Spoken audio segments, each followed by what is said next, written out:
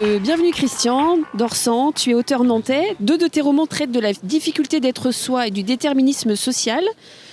Donc celui de nous deux qui parle le premier est Boutique Hôtel. Peux-tu nous les présenter? Celui de nous deux est le premier livre qui est paru aux éditions Vibration, avec qui je travaille depuis quelques années.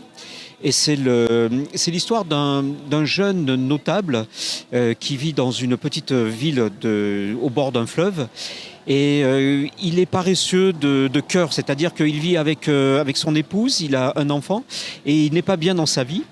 Et on attend de lui beaucoup de choses puisqu'il est un notable de cette ville.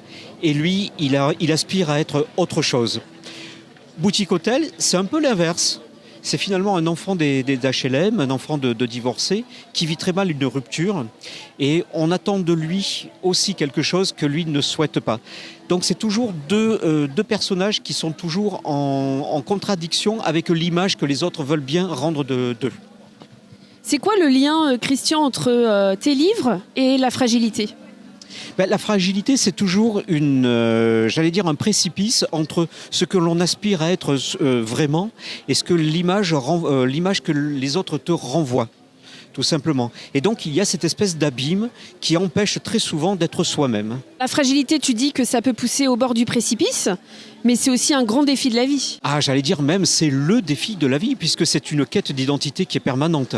Être soi-même en dehors de ce que les autres attendent, en dehors de ce que l'on est, de ce que l'on sait et de ce que l'on possède. Est-ce que tu as d'autres projets d'écriture? Est-ce que tu vas écrire sur d'autres fragilités? Oui, je suis en train d'écrire justement, toujours pour Vibration Édition, un livre sur le deuil. Comment vivre un deuil, comment le surmonter, et cette espèce de fragilité qu'il y a entre la culpabilité de celui qui reste, ne pas renier le passé et continuer à avancer.